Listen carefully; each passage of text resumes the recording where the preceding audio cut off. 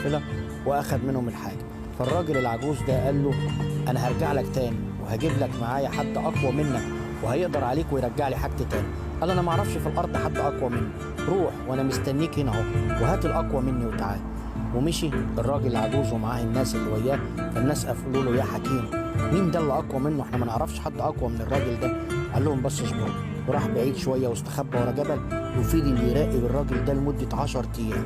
الراجل ده كل يوم يخرج يلف حوالين الخيمة بتاعته ويبص شمال ويبص يمين والفكر شغله، يا ترى جاي لي منين؟ يا ترى جايب ايه معاه وهو جاي؟